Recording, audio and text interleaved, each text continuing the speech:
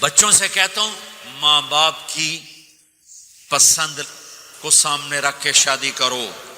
Love marriage چند دن کا خواب ہوتا ہے، پھر لڑائی کے سوا کچھ نہیں ہوتا ہے. اپنے ماں باپ کی مشورے سے، ان کی رائے سے شادی کرو، برکت ہوگی، ان کی دعائیں ملیں گی.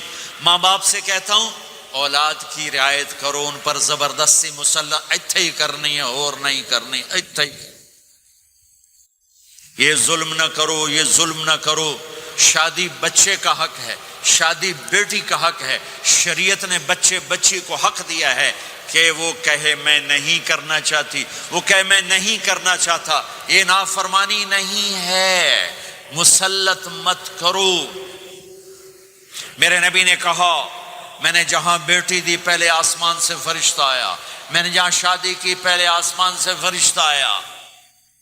ٹھیک ہے. حضرت فاطمہ کے لیے ابو بکر پیغام لائے، انکار کر دیا. عمر پیغام لائے، انکار کر دیا. علی پیغام لائے، جبریل آ گئے کہ اللہ فرما رہے ہیں فاطمہ علی کی ہے. کہ یا رسول اللہ، آ کے بولی نہیں، چپ.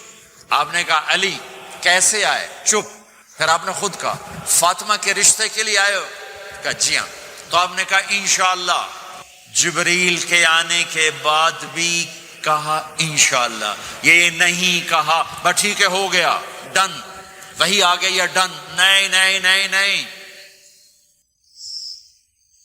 آپ اٹھ کے گھر چلے گئے، علی باہر نکل گئے. باہر صحابہ کھڑے تھے، کہنے لگے کیا ہوا؟ علی کہنے لگے انکار ہو گیا. وہ کہنے لگے کیسے؟ کہ کچھ کہا ہی نہیں.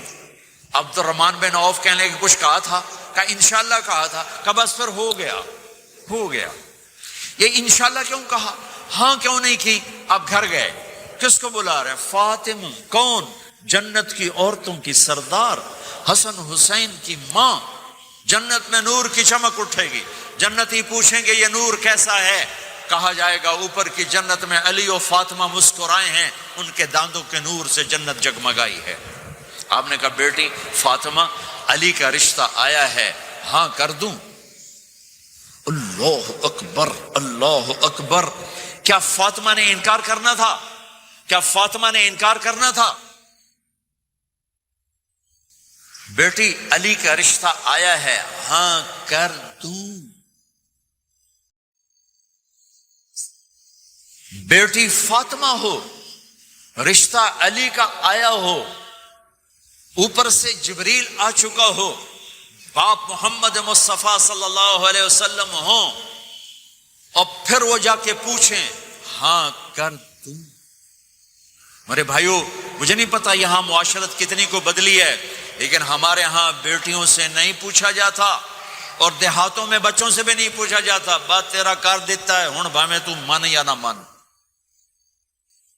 تمہاری بیٹی کا حق ہے کہ وہ کہے میں کروں گی، میں نہیں کروں گی. تمہارے بیٹے کا حق ہے وہ کہے میں کرتا ہوں، میں نہیں کرتا. اللہ کے واسطے ماں باپ سے کہتا ہوں جبر مت کرو، جبر مت کرو. بچوں سے کہتا ہوں اللہ کے واسطے لو میرج کے چکر میں مت پڑو.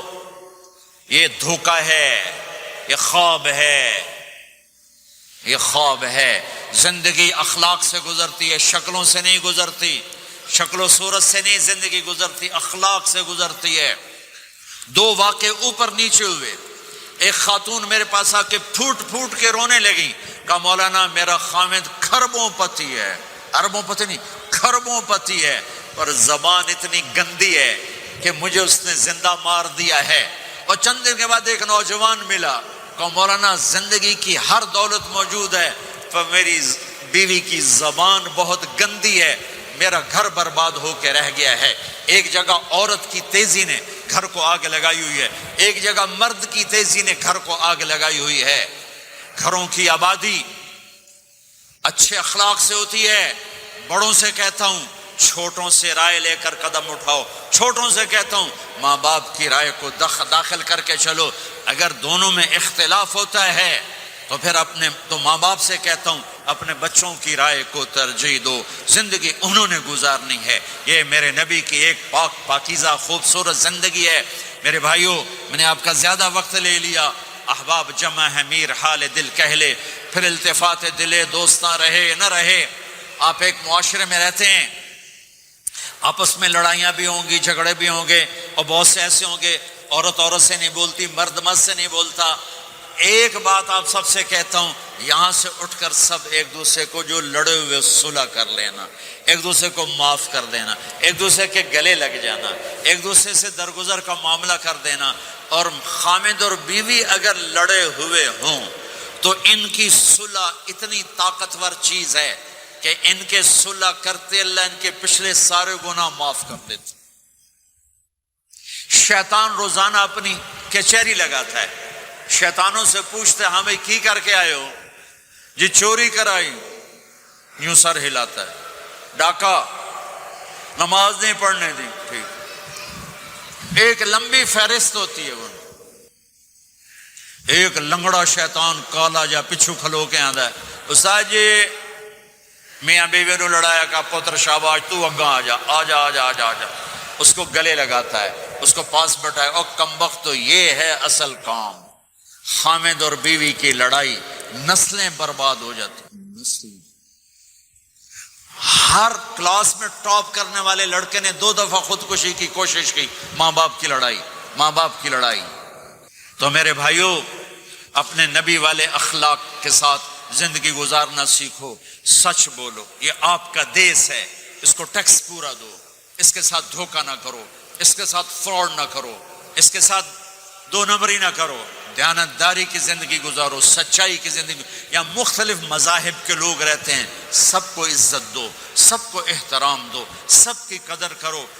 کون اللہ کے ہاں سہاگن ہے یہ تو موت کے بعد پتہ چلے گا، لیکن تمام کو احترام دو، تمام کو عزت دو۔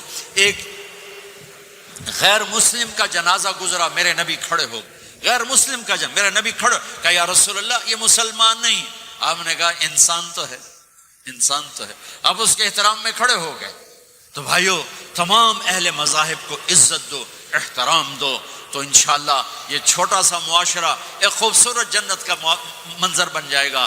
تو سارے بھائی بہن نیت کرتے ہو نا، ایک دوسرے کو معاف کر دیا نا، ایک دوسرے سے صلح کرو گے نا اٹھ کے، اور جب آپ کچھ اپنی ترتیب کے ساتھ 4 مہینے 40 دن کا کوئی نظام بنا لو، نصاب بنا لو، اس سے انشاءاللہ آپ کی پوری زندگی میں دین آئے گا۔ اور ایک آخری بات کہہ کر میں دعا کراتا ہوں، دیکھو میرے بھائی بہنوں، ہم بڑے گناہ گار لوگ ہیں اور اللہ بڑا غفور الرحیم ہے، ہم گناہ گار ہیں، اللہ غفور الرحیم ہے۔